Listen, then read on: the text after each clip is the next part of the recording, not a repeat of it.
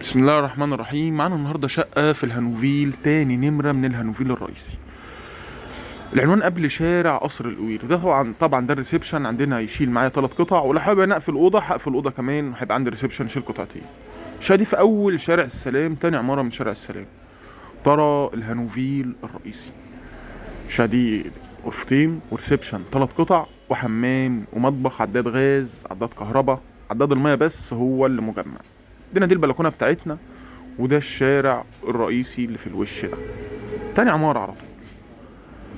يبقى انا كده شفت الريسبشن، شفت البلكونة بتاعتي والشارع والمطل بتاعي، تاني نمرة من الشارع الرئيسي لهانوفيل قبل شارع قصر القويري.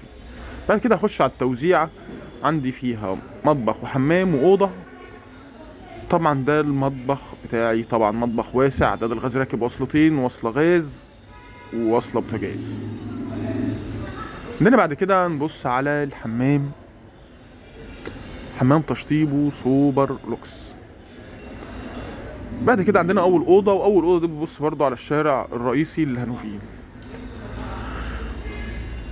ترى الشارع الرئيسي للهانوفيل. طبعا الاوض واسعه، الاوض بس يا جماعه الاوضتين هما اللي بلاط عادي.